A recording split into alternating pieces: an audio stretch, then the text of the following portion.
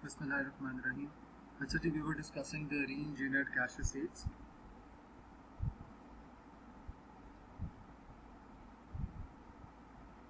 मैं आपको इसका दोबारा ओवरव्यू देता हूँ. बेसिकली जब हम मेल रूम में रिसीव करते हैं, पहले ये होता था वी रिसीव द चेक और रेमिटेंस इन मेल रूम.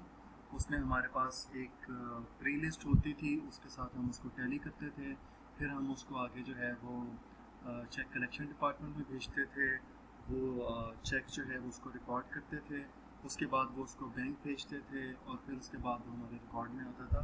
और बीच में कुछ और डेफिनेटली हम उसको अकाउंट रिसीवेबल के साथ टैली करते थे और हम उसको कुछ और चीज़ों के साथ सेल्स के साथ इस तरह से हम उसको टैली करते थे.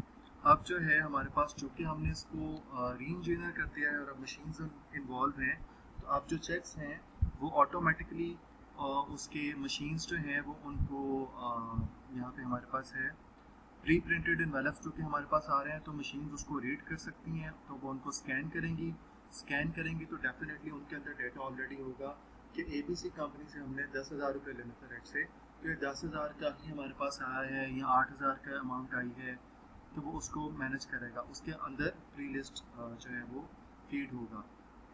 उसके बाद हमारे पास machine open the envelope, scan remittance advices cheques and separate the cheque means company wise वो उसको सेपरेट कर लेंगे, क्योंकि कंपनी वाइज ही हमने उसके अकाउंट रिसीवेबल को भी एडजस्ट करना है.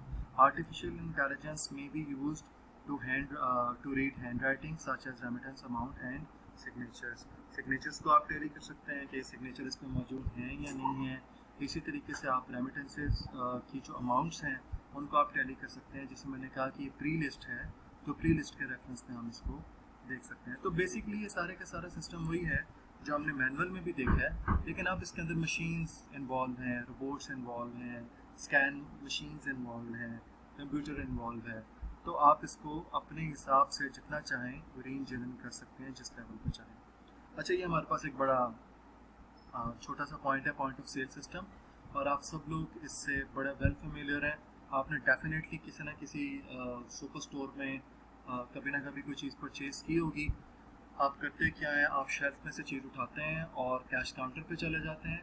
और कैश काउंटर पे जब आप वो चीज़ रखते हैं और वहाँ पे उठा के कैशियर जब उसको बार कोड को स्कैन करता है, हर आइटम का एक अलग से यूनिक बार कोड होगा. जब वो उसको स्कैन करता है तो आपका बिल जनरेट हो जाता है, आपको वो बिल बताता है, आप पैसे दे देते हैं. आपका काम यहाँ तक. बैक एंड पे क्या होता है, जब उसके पास कैश रिसीव होता है तो सेल्स अपडेट हो जाती है कि इतने की सेल हुई है, और उसी वक्त में सिर्फ एक बारकोड स्कैन करने से ऑटोमेटिकली उस चीज़ की इन्वेंट्री में से वो एक आइटम कम हो जाती है, और इसी तरीके से आपका कैश रिकॉर्ड हो जाता है.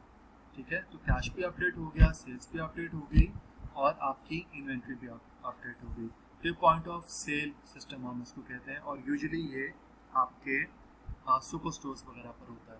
यहाँ पे कैश पे सिस्टम होगा, आप कैश पे करेंगे, या फिर आप डेबिट या क्रेडिट कार्ड के थ्रू भी करते हैं, तो उसको भी हम कैश बेस्ड इसलिए कंसीडर करते हैं क्योंकि ऐसा नहीं है कि वो पैसे बाद में मिलने नहीं हैं. अगर तो आपने डेबिट कार्ड स्वाइप करवाया है तो वो ऑटोमेटिकली आपके अकाउंट में से डिडक्ट हो गए उसी वक्त, और वो पैसे डेफिनेटली उस स्टोर को मिल जाएंगे. और अगर आपने क्रेडिट कार्ड स्वाइप करवाया है तो तब भी वो पैसे आपके क्रेडिट कार्ड की अमाउंट में ऐड हो गए हैं. अब बैंक इस चीज़ का वेट नहीं करेगा कि आप जब बिल पे करें तो वो आगे उस सुपर स्टोर कुछ ये कैश की पेमेंट करे. वो कैश की पेमेंट कर देगा, और जब आपके पास से बिल आएगा तो वो उसको एडजस्ट कर देगा.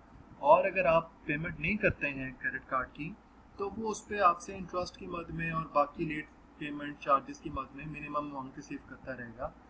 और क्रेडिट कार्ड यूजुअली जो कमाने का एक क्रेडिट कार्ड का जरिया होता है वो यही होता है कि कभी किसी की अमाउंट आउटस्टैंड हो जाए और फिर उस पर हम इंटरेस्ट चार्ज करें, क्योंकि वो असल कमाई होती है. तो इसको हम पॉइंट ऑफ सेल को किस हर तरीके से कैश सेल्स ही कंसीडर करते हैं. मैंने आपको इसकी बड़ी डिटेल बता दी, अब देखते हैं इसके पॉइंट्स क्या यहाँ पे मेंशन है. ओके जी, point of sale system are used extensively in retail establishments. मैंने आपसे बात डिस्कस कर ली. Customer pick the inventory from the shelves and take them to a cashier. Okay, the clerk scans the universal product code. जो भी बंदा वहाँ पे खड़ा होता है, जो पैकिंग पे खड़ा होता है, साथ के साथ चीज़ें आपसे लेके उसको पकड़ा रहा होता है, फिर पैक कर रहा होता है, तो यूनिवर्सल प्रोडक्ट कोड, जैसे मैंने आपसे बार कोड की बात की. The POS system is connected to an inventory file, inventory update हो जाएगी, where the price and description are retrieved. हाँ, मजे की बात ये भी है कि इसके अंदर भी जैसे हमने कहा ना, एक मास्टर फाइल होती है जिसमें से डेटा आपके पास मौजूद होता है और आप वक्त ज़रूरत उसको रिट्रीव कर लेते हैं। जैसे आपका जो चार्ट ऑफ अकाउंट है, एक दफ़ा आपने कैश उसमें एंटर कर दिया, अब जब भी आपको कैश की ज़रूरत पड़ेगी आप चार्ट ऑफ अकाउंट का ड्रॉप डाउन मेन्यू क्लिक करेंगे तो उसमें कैश होगा, तो आप सी पे क्लिक करके उसको इजीली यूज़ कर सकते हैं। हर दफ़ा आपको उसको ऐड करने की ज़रूरत नहीं है। तो इसी तरीके से चीज़ों की प्राइस वहाँ पर ऐड होगी। तो ये सारे काम सिर्फ एक ये यूनिवर्सल प्रोडक्ट कोड एक दफ़ा स्कैन करने से ये सारे काम हो जाएंगे। इन्वेंट्री अपडेट हो जाएगी, उसकी प्राइस आ जाएगी, बिल जनरेट हो जाएगा, कैश आपके पास आ जाएगा, इतना आ गया है, या क्रेडिट कार्ड के थ्रू है या डेबिट कार्ड के थ्रू है तो बैंक से लेना है। और आपके पास फिर क्या होगा, the inventory levels are updated and reorder needs can immediately be detected, क्योंकि साथ के साथ इन्वेंट्री बिल्कुल अपडेट होती जा रही है, रनिंग बैलेंस साथ के साथ अपडेट हो रहा है, तो आपको फौरी तौर पे रीऑर्डर लेवल भी मालूम हो जाएगा कि कब आपने करना है, और ये भी ऑब्वियसली आप इसको ऑटोमेट कर सकते हैं। I hope this is clear. Okay, there is some more discussion about it. Okay, now this is about the ATM cards वगैरह। The system computes the amount due. Amount due वही कि जो हमने बैंक से लेनी है कस्टमर के behalf पे। Payment is either cash, check, ATM और credit card. ATM means debit card. In most cases, in accounts is no account receivable. क्यों नहीं है ये मैंने आपके साथ डिस्कस कर लिया, क्योंकि वो वहाँ से डायरेक्ट हो चुके हैं और अब कस्टमर पेमेंट करे या ना करे हमें मिल जाएंगे। और चूँकि फौरी तौर पे वहाँ से ऐसा नहीं होता कि आप क्रेडिट कार्ड ले जाएं और आप उसको दिखा दें और चाहे वो स्वाइप हो रहा हो या ना हो रहा हो तो वो कहे हाँ ठीक है जी आपने दिखा तो दिया, खैर है। जब तक वो स्वाइप नहीं होगा ना तब तक वो कहेगा जी क्रेडिट कार्ड नहीं चल रहा है, ये पेमेंट इस पर नहीं हो सकती, आप कैश पे कर देंगे। डेबिट कार्ड के साथ भी यही कहेगा। तो इसके लिए ऑनलाइन अप्रूवल हमें रिक्वायर्ड है। तो बैंक अगर अप्रूव करेगा इसका मतलब है कि बैंक ने कह दिया कि तुम ये चीज़ें बेच दो, पैसे मैं तुम्हें दूंगा, मैंने इससे लेने हैं, ये मैं जानता हूँ कैसे लेने हैं, ठीक है। तो इफ चेक, एटीएम और credit card are used an online link to receive approval is necessary. बात का ऐसा होता है ना, वो कहते हैं ना कि लिंक डाउन है, या वो उसकी तार निकाल के दोबारा डाल के चला के देखते हैं क्या हो सकता है आप चल जाए। तो बात का ऐसा भी होता है कि उसमें अगर पैसे नहीं हैं तो तब भी वो नहीं चलेगा। लाइक आपके क्रेडिट कार्ड में अगर 500 हैं लेट्स से और आपने 600 रुपये की चीज़ें खरीदी हैं तो वो 500 नहीं होगा उस पर स्वाइप, टोटल अमाउंट स्वाइप होगी। तो वो बाज़ औक़ात आपको ये नहीं कहते कि सर इसमें पैसे नहीं है, हालांकि मैसेज आ रहा होता है क्योंकि उन्हें पता होता है कि अभी मशीन चलाइए, मशीन ठीक है, प्रॉब्लम यही हो सकता है कि इस कार्ड में पैसे नहीं है, तो आपसे ये कहते हैं कि सर ये चल नहीं रहा। वो एक एथिकल एस्पेक्ट है कि वो आपको ब्लंटली कहते नहीं है कि जिस कार्ड में पैसे नहीं है। तो बहरहाल in short we need to have an online approval. Okay, at the end of the day और a cashier's shift. End of the day यानी क्या, जब आप क्लोज कर रहे हैं या एक दिन में 2-3 कैशियर्स की शिफ्ट होती हैं, तो यहाँ तो कैशियर की शिफ्ट खत्म हो रही हो तब, या दिन क्लोज हो रहा हो, स्टोर क्लोज हो रहा हो तब, the money and receipts in the drawer are reconciled to the internal cash register tape और a print out from the computer database. यानी कि आपके पास जितने कैश रिसीव होने का रिकॉर्ड आ रहा है रिटन फॉर्म में, चाहे कंप्यूटर पे शो हो रहा है, चाहे आप उसका प्रिंट ले लें, चाहे आपकी कोई टेप रिकॉर्ड है उस पर शो हो रहा है, और एक्चुअली ड्रॉर में जितना कैश पड़ा हुआ है आप उसको टैली करेंगे। टैली करना बहुत ज़रूरी है। आज की शिफ्ट ख़त्म हो गई, आज एक बंदे की कैशियर पे कैश काउंटर पे ड्यूटी थी, अब वो 10,000 की सेल्स रिकॉर्ड में शो कर रहा है और ड्रॉर में पड़ा है 9,500। आप टैली किए बगैर भेज देंगे तो सुबह ये रौला होगा कि ये सुबह आने जो बंदा सुबह आया ये उसने पैसे कम किए हैं या जाने वाला पैसे कम अपने साथ 500 ले गया। तो जब भी शिफ्ट चेंज होगी, जब भी दिन का अख्ताम होगा, तो हम उसको चेक करेंगे जो हमारा रिकॉर्ड आ रहा है और जो हमारे पास एक्चुअली ड्रॉर के अंदर कैश पड़ा हुआ है, दोनों। So cash over and under must be recorded. वो रिकॉर्ड होगा और डेफिनेटली वो चेक होगा।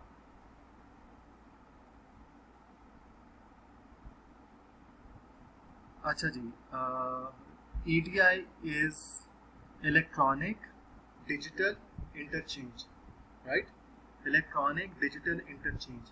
अब इसमें ये कहते हैं कि दो मुख्तलिफ कंपनीज के कंप्यूटर्स आपस में इंटरलिंक्ड हैं और वो उन दोनों के अंदर ऐसा सिस्टम इंस्टॉल है कि वो खुद से एक दूसरे के साथ कम्युनिकेट कर सकते हैं हर उस बात पर जो हमने उस सिस्टम में फीड की हुई है। लाइक मैं एक कंपनी हूँ और एक और कंपनी है और हमने दो कंप्यूटर्स आपस में अटैच किए हुए हैं कि जो डिजिटल इंटरचेंज पे चल रहे हैं।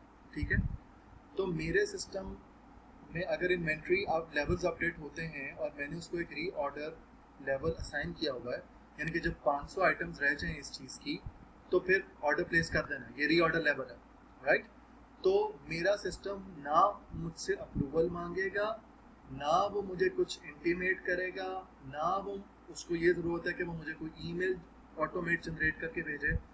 वो खुद ही दूसरी कंपनी जिससे हम चीज़ें लेते हैं और जिसके साथ ये चीज़ें ऑलरेडी डिसाइडेड हैं डिजिटल इंटरचेंज की, वो उसके कंप्यूटर को मैसेज भेज देगा कि जी फलानी चीज़ हमें चाहिए और एक पीओ ऑर्डर हमने ऑलरेडी इसके अंदर डाला होगा बनाकर, वो वही उसको भेज देगा और वहाँ पे भी ऑटोमेटिकली वो उसका प्रोसेसिंग स्टार्ट कर देगा और जो भी बंदा वहाँ पे इसके लिए रिस्पॉन्सिबल होगा उसको कोई इंटीमेशन के लिए ईमेल भेजेगा, कोई उसको किसी तरीके से इन्फॉर्म करेगा कि अब ये ऑर्डर आ गया, so we need to this order, place this order, right.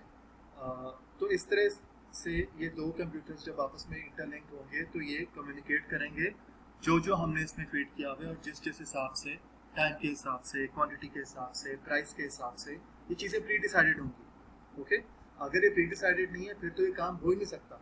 तो ये दो ऐसी कंपनीज के दरमियान में डिजिटल इंटरचेंज का फंक्शन होगा कि जो जिनकी सिंक्रोनाइजेशन बहुत ज़्यादा है, जिनकी चीज़ें डिसाइडेड हैं, जिनमें डिस्क्रिपेंसीज नहीं हैं, जिनको बार बार प्राइसेस और क्वांटिटीज़ रीडिफाइन और रीडिज़ाइन करने की ज़रूरत नहीं पड़ती। ठीक है, सो इसके अंदर प्राइस भी डिसाइडेड होगी, क्वांटिटी भी डिसाइडेड होगी, लीड टाइम भी डिसाइडेड होगा, ये सारी चीज़ें होंगी। So what it does, it determines that inventory is needed, जैसे मैंने आपसे पहले कहा, selects a supplier with whom the business has a formal business agreement in the reference of electronic digital interchange agreement जिसके पास है, जिसके साथ है हमारा, dials the supplier's computer and places the order, तो इसने ऑर्डर प्लेस कर दिया खुद से। ठीक है, तो ये बड़ी एक अच्छी टेक्नोलॉजी है, बट ऑब्वियसली ये हर बिजनेस की डिमांड नहीं है। हर बिजनेस इतना फॉर्मल, इतना रेगुलराइज नहीं चलता कि ये तो चीज़ हमने बनानी है और इतनी तो बनानी है और इसका रॉ मटेरियल हर वक्त ही हमारे पास होना चाहिए।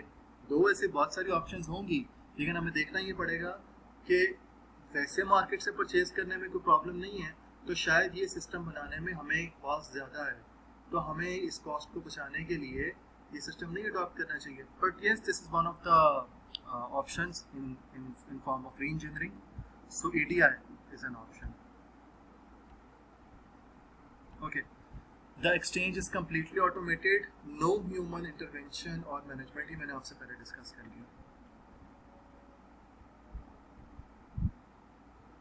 ओके, ये EDI का सिस्टम है, ये परचेज सिस्टम है, कंपनी ये है, application software they have installed the same application software designed by one software house for both of the companies, और आपके पास अगर ऑलरेडी डिजाइंड सॉफ्टवेयर मौजूद है तो आप मार्केट से उसको बाय कर सकते हैं।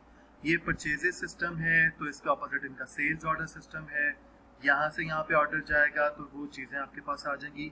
EDI ट्रांसमिशन सॉफ्टवेयर है, EDI ट्रांसलेशन सॉफ्टवेयर है, देन कम्युनिकेशन सॉफ्टवेयर। तो ये बस फ़र्क ये है, एक परचेज कर रहा है और एक सेल कर रहा है, तो यहाँ से आपके पास ईमेल में भी जाएगी और फिर बाकी चीज़ें भी, और फिर यहाँ से आपके पास ऑर्डर प्लेस हो जाएगा।